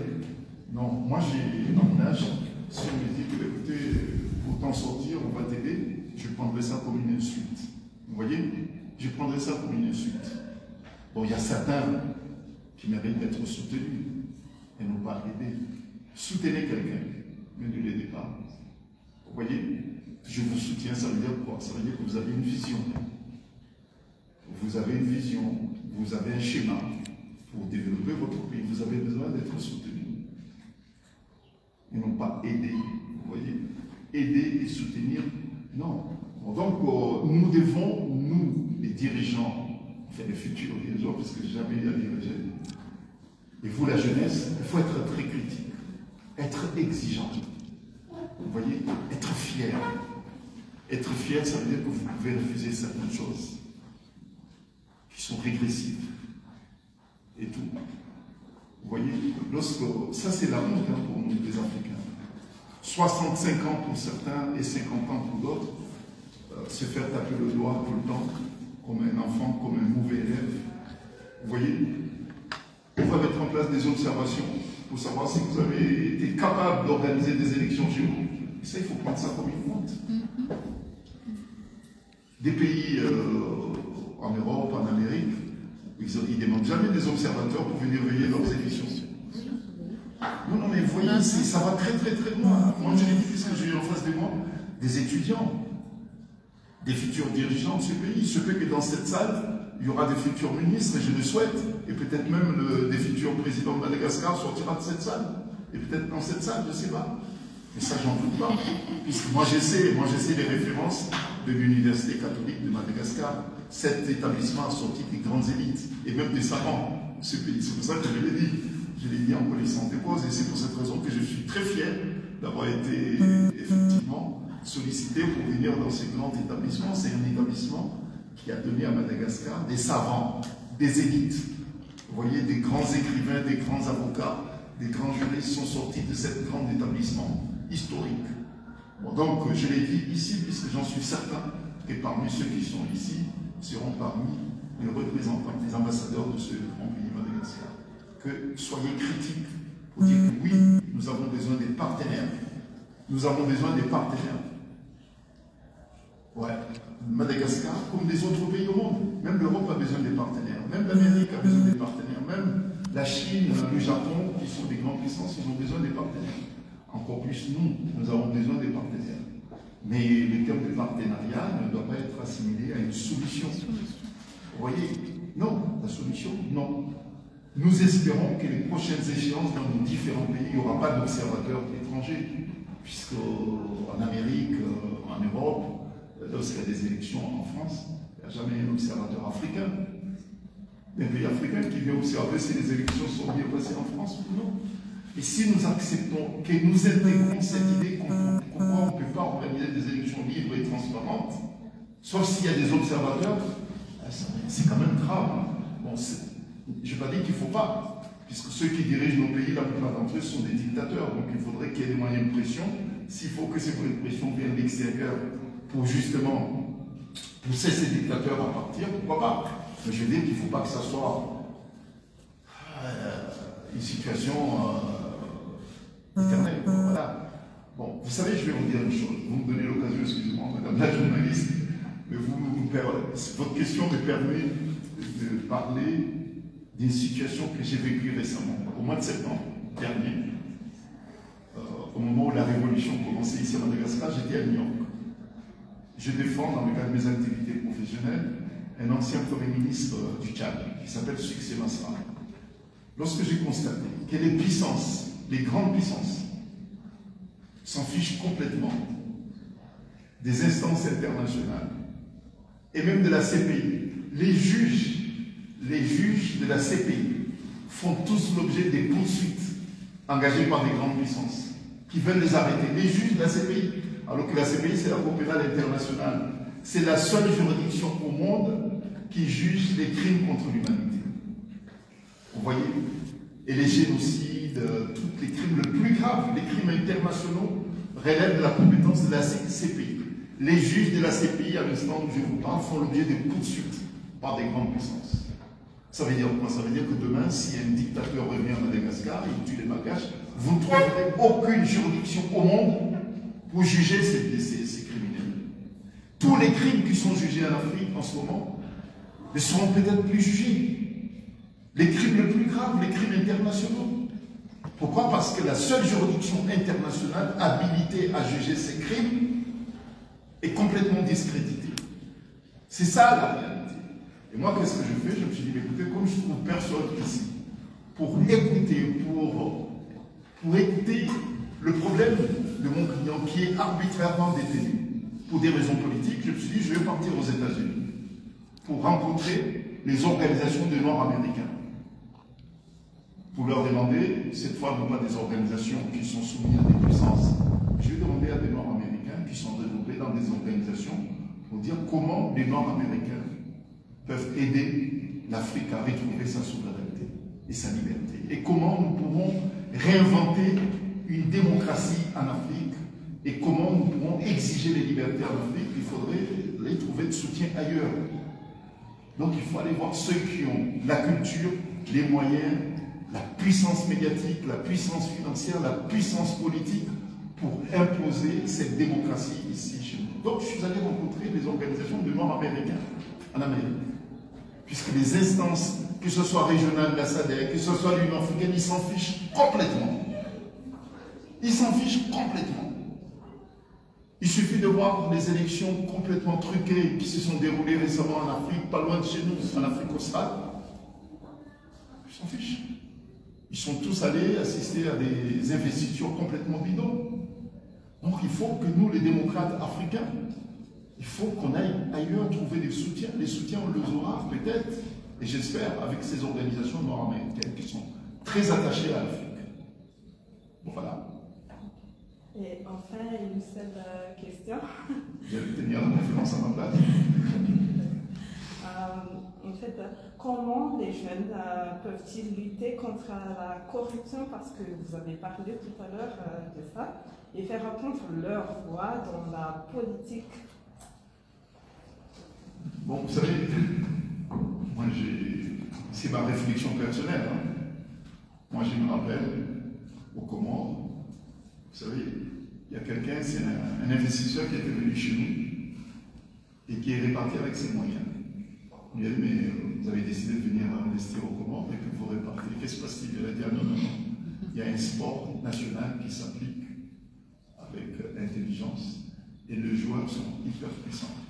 Moi, je ne suis pas préparé pour jouer à ce jeu. Donc, c'est un sport national, la corruption. Vous savez, lorsque dans une société, la corruption et les détournements des deniers publics, ces crimes sont structurellement installés, sont socialement et culturellement structurés, ce sont des crimes, mais qui sont socialement et culturellement installés dans le paysage social et culturel et politique du pays. C'est bien beau de dire qu'il faut condamner, puisqu'il faut absolument condamner, mais il faut aussi éduquer. Il faut aussi éduquer. Il faut que la jeunesse, que la population intègre dans sa conscience que la corruption, c'est un crime. Les détournements des deniers publics, je suis dans cet établissement, je pars avec ce stylo qui n'est pas le mien, je mets dans ma poche. C'est pas bon, c'est pas moi. Vous êtes fonctionnaire, vous prenez le stylo de la fonction publique, vous rentrez chez vous, là vous commettez un crime. vous commettez un crime. Vous êtes fonctionnaire, vous prenez le verre du ministère, vous amenez chez vous, vous avez commis un crime, puisque ça, c'est ce qu'on appelle un denier public. Même si c'est un stylo, ça a été acheté. Et l'argent, c'est l'argent public. C'est un denier public. Ça, il faut commencer à la maternelle. Vous voyez, c'est pour ça que je dis que c'est une éducation. Il faut commencer à la maternelle, puisque c'est un phénomène qui est culturellement, socialement structuré. Et puis, si l'enfant apprend dès son jeune âge qu'il ne faut jamais toucher quelque chose qui n'est pas à toi, puisque tu risques d'aller en prison. Et si tu travailles, tu risques d'être licencié. Dans le secteur privé et dans la fonction publique, tu seras radié définitivement de la fonction publique. Définitivement, radié de la fonction publique. Il faut, et ça c'est dans le cadre des entretiens que j'ai eus et que je vais continuer à avoir avec Genzel malgache, comme je vais en avoir avec Genzel en Afrique, je vais donner à mes petits frères, à mes petites sœurs, les conseils que je ne donnerai pas ici. Mais je veux leur donner le conseil. Comment exiger, comment assainir l'environnement politique en Afrique de ce crime qu'est la corruption, des détournements des deniers publics. Il y a des moyens. Il faut des moyens radicaux. Il n'y aura jamais de développement dans mon pays s'il y a la corruption. Il n'y a pas une petite et une grande corruption. Puisque la corruption, c'est dans l'esprit, et non pas dans la dimension et la quantité de l'objet détourné. C'est dans l'esprit. Donc il faut lutter, il faut frapper fort. Il faut que partout en Afrique, et ça c'est à l'organisation continentale de le faire, et j'espère qu'un jour l'Union africaine le fera, obliger que la corruption, les détournements des deniers publics soient considérés comme un crime et non pas un délit. Et que ceux qui seraient passibles d'un tel crime soient complètement bannis de la fonction publique et des mandats politiques également. Définitivement. C'est lui qui va corrompre, etc. Sache que moi je ne vais pas faire ça parce que je vais encore être élu député, je vais encore être élu maire. Quel que soit, il faut qu'il soit banni définitivement. Il purgera la peine s'il le faut, il remboursera s'il le faut, mais il sera purgé de la fonction publique et des mandats électifs. Je pense que c'est des trucs qui sont tout à fait faisables. Dans les contrats publics, même si c'est un achat de stylo, il faut qu'il y ait dans chaque contrat public une clause de non-corruption. Dans chaque contrat. Et que ce contrat soit soumis à des contrôles préalables avant son exécution. Merci.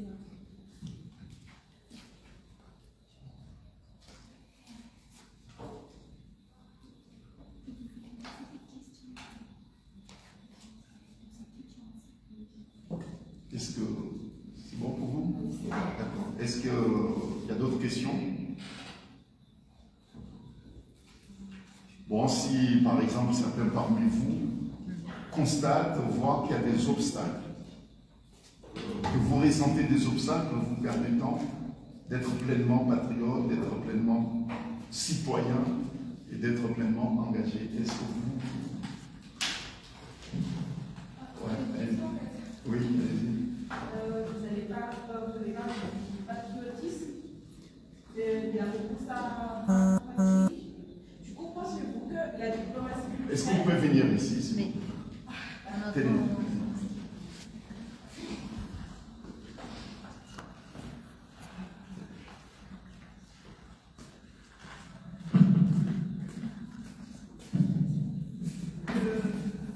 Vous avez parlé du patriotisme et de l'amour pour sa patrie. Du coup, j'ai poser une question. Si vous pensez que la diplomatie culturelle peut être un moyen moderne d'exprimer ce patriotisme et de renforcer l'unité entre les peuples?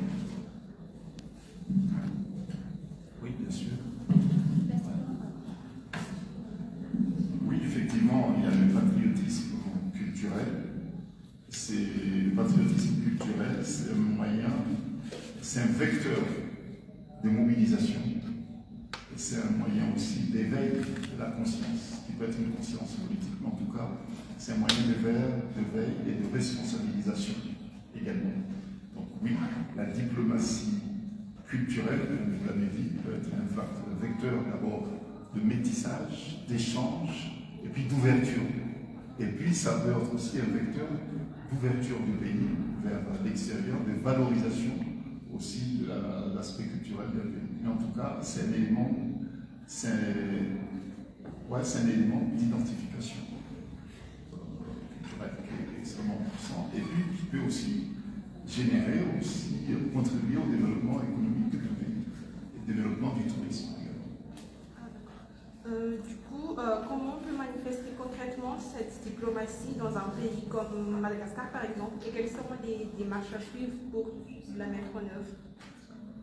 Bon, moi je ne sais pas la politique culturelle qui est mise en place par les autorités malgaches.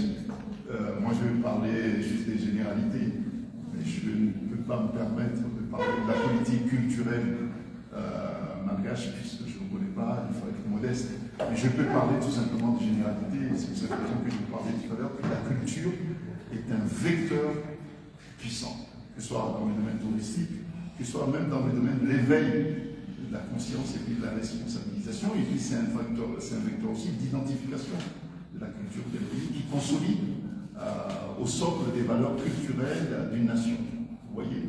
Bon, comment faire? Bon, ça, chaque pays a sa propre politique culturelle. Mais ce que je peux dire, ce que je constate ici à Madagascar, je constate. Il suffit de regarder la télévision malgache, les télévisions malgaches, mais il y a plusieurs chaînes. Il y a un foisonnement culturel, mais qui est extrêmement fort et puissant. Et lorsque vous voyez ce foisonnement culturel, il est incarné par la jeunesse malgache. La jeunesse malgache, elle est trempée dans la culture. La promotion de la culture malgache qui est ouverte aussi. Il y a tout. Il y a tout. Il y a la culture traditionnelle qui est mise en exergue. Et puis on voit aussi qu'il y a au niveau de la culture malgache, il y a aussi une ouverture vers d'autres cultures. Bon, donc il y a un foisonnement culturel qui est extrêmement réactif et très actif à Madagascar. En ce moment, il revient aux autorités de définir leur vision de ce qu'ils souhaiteraient faire de cette culture malgache, qui est une culture qui est bien structurée et c'est une réalité. Bon, moi, ce que je peux dire aussi, pour ceux qui sont engagés dans la culture, et surtout dans la culture cinématographique, dans la culture musicale, comme vous êtes nombreux, tout à l'heure on parlait de 65% de la jeunesse africaine. La population est composée de 65% de la population a moins de 25 ans. Ça veut dire quoi? Ça veut dire que vous allez devenir des consommateurs en puissance de la culture, du cinéma, de la musique et tout ce qui est activité culturelle. Vous allez devenir des consommateurs de la culture. Il ne faut vraiment pas hésiter à investir dans le secteur de la culture. C'est un secteur qui va rapporter beaucoup pour ceux qui font du business. Puisque la jeunesse est créative, elle est très ouverte, elle est dynamique également. C'est ce que je constate. Il suffit de voir ce qui se passe. La production culturelle, elle est variée, elle est riche, elle est très dynamique également.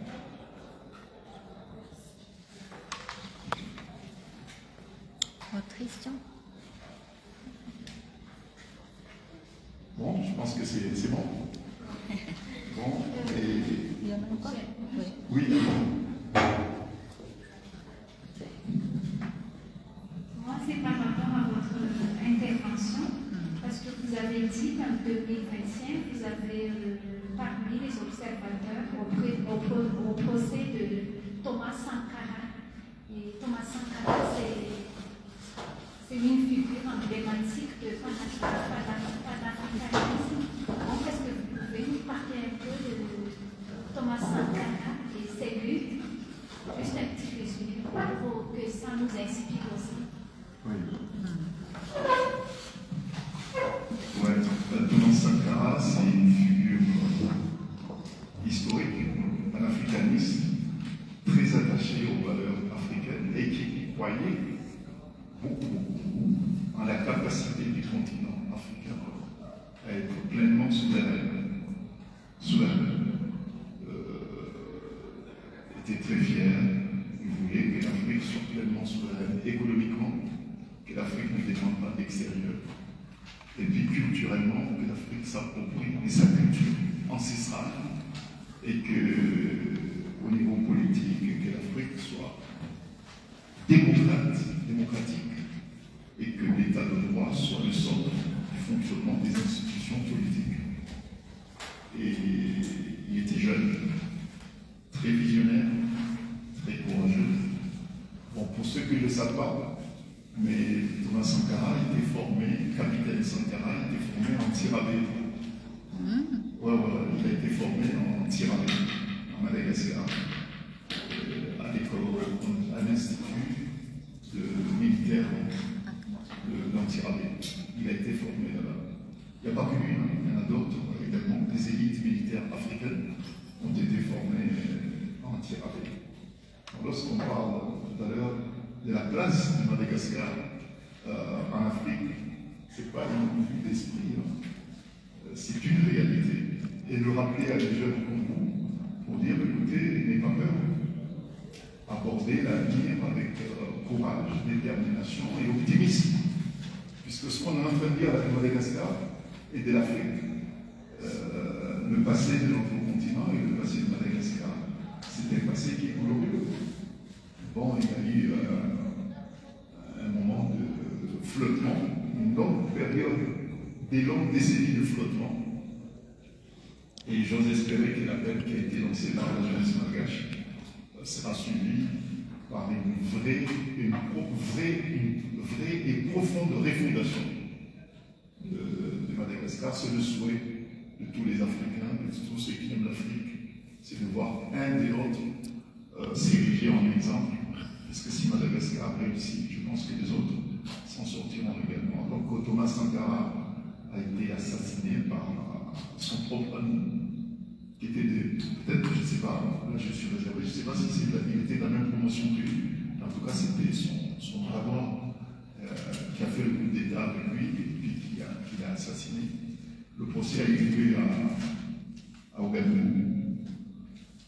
Et plusieurs années après, dans son assassinat, c'est un procès historique et puis exemplaire par la dignité des victimes et la famille de Thomas Sankara qui était à l'audience, la hauteur de vue de ceux qui ont dirigé l'audience, les magistrats. La juridiction était d'un niveau exceptionnel et les débats judiciaires tenus par des avocats burkinabés. Il y avait des avocats étrangers, la plupart étaient des avocats burkinabés, que ce soit ceux de la défense ou bien de la partie civile. Je peux vous dire que j'ai eu, à le dire tout à l'heure, j'ai assisté à des grands procès, mais j'étais épaté. J'étais très fier d'être africain. Lorsque j'étais dans cette salle d'audience, j'étais très fier de l'Afrique. Je me suis dit, mais l'Afrique a les moyens. Mais c'est juste une question de volonté, en fait. Mais l'Afrique a les moyens. J'ai assisté à ce procès, épaté. Et à partir de là, ma conviction d'un avenir joyeux de notre continent s'est encore renforcée. Voilà. Ça reste un procès pour moi historique. J'espère avoir l'occasion et l'opportunité d'écrire sur ce que j'ai vécu. Mais bon, j'ai préfacé un livre sur Thomas Sankara qui a été écrit par un ami. Je pense avoir un exemplaire ici, je vous l'offrirai. Voilà, j'ai un exemplaire de ce livre qui a été écrit sur Thomas Sankara. J'ai préfacé avec un ami malgache. Aussi, on est deux à avoir préfacé ce livre. C'est un ami malgache, un ancien vice-premier ministre qui est professeur en médecine. Voilà, on est deux à avoir préfacé ce livre sur Thomas Sankara. On voit les hasards. Bon, voilà, donc le procès était vraiment un procès exemplaire. Il n'y avait ni haine, ni revanche. Il y avait de la dignité au cours de ce procès. De la dignité et puis de l'exemple. Est-ce que vous avez d'autres questions? Ma question, c'est juste par rapport à... Vous parlez beaucoup du nouvel ordre africain et à Madagascar, on parle beaucoup de la refondation. Et ma question, c'est que qu'est-ce qui pousse vraiment, nous les Africains, avec ce nouveau changement au niveau, je ne sais pas, politique ou social, mais au soif de ce nouvel ordre? C'est ma question. Est-ce que c'est vraiment d'ordre parce que est-ce que c'est sous influence des étrangers qu'on ne veut plus dominer par les étrangers? Vous-même, vous avez dit que nous ne sommes pas contre qui que ce soit, mais la raison alors de ce soif, de ce nouvel ordre, de cette refondation? Oui, cette refondation, ce nouvel ordre africain, si nous le demandons, c'est parce que il y a un système ancien qui est toujours là, en vigueur, et que ce système n'est pas adapté par rapport aux aspirations nouvelles du peuple africain. Tant que nous aurons des dictateurs, des régimes autoritaires, nous n'allons pas cesser de demander à ce qu'il y ait un nouvel ordre africain. Donc si le nouvel ordre africain est installé, si la refondation est en place, on parlera d'autre chose.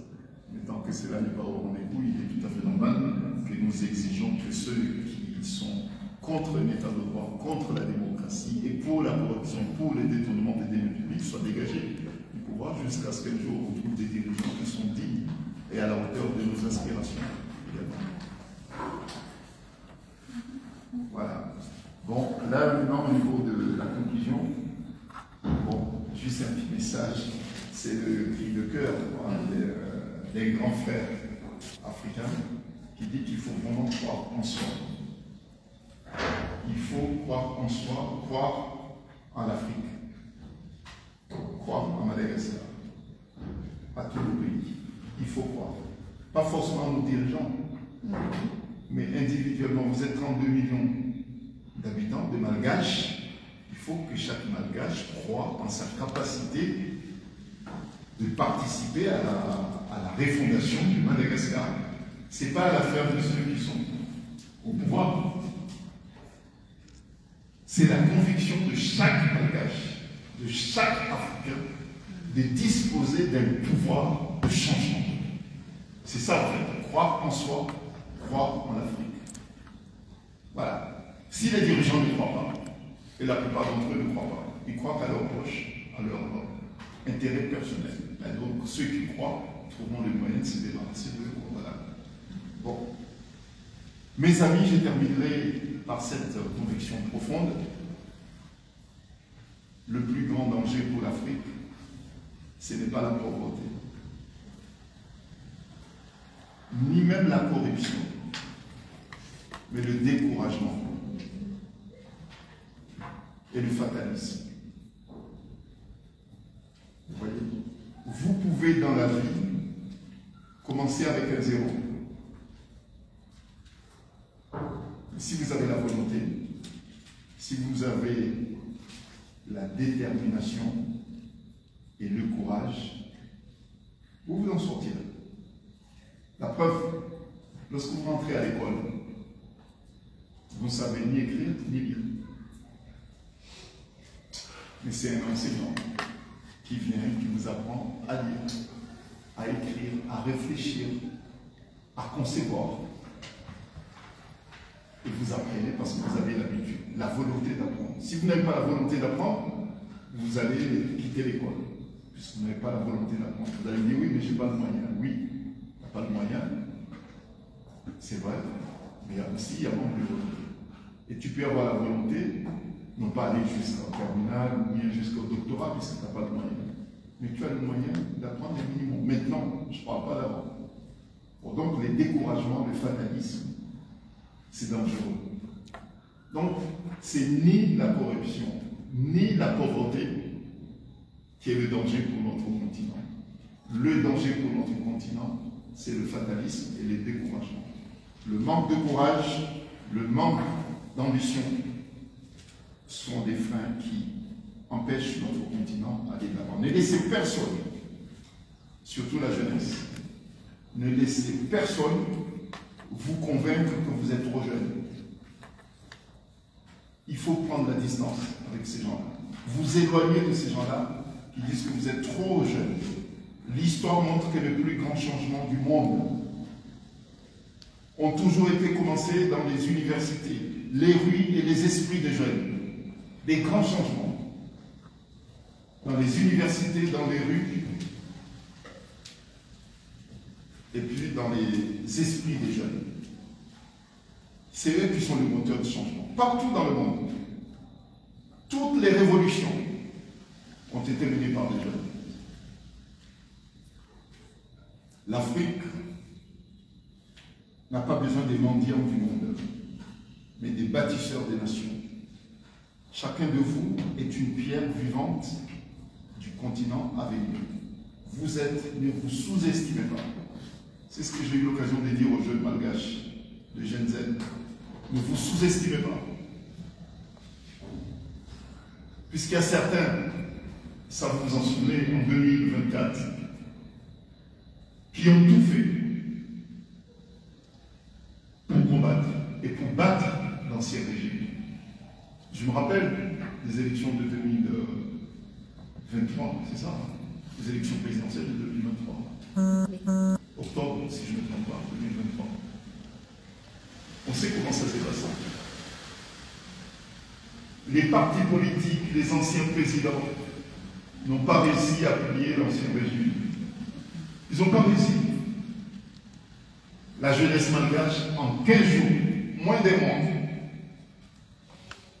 a réussi à faire ce que les autres n'ont pas réussi à faire encore. Peut-être, je ne sais pas combien d'années. Donc ne vous sous-estimez pas, vous n'êtes pas trop jeune. Vous êtes jeune seulement, mais pas trop jeune. Vous voyez? Et chacun de vous est une pierre vivante du continent. Croyez et travaillez et surtout osez bousculer, chambouler. Et si vous tombez, ce qui est tout à fait normal, relevez-vous. Si vous tombez, si vous échouez une première fois, relevez-vous. Puisqu'il y a ceux qui sont dans l'action qui échouent. Il n'y a que les courageux qui échouent. Mais ils se relèvent. Parce que l'Afrique n'a pas besoin de perfection. Elle a besoin de la persévérance. Persévérer, persévérer et ne lâchez pas. Un peu de poète. Afrique, mon Afrique. Afrique de mes espérances. Ton avenir ne se joue pas dans les chancelleries, mais dans les cœurs de tes enfants. Debout, jeunesse africaine, car le monde attend ton heure. Vive la génération Afrique. Merci.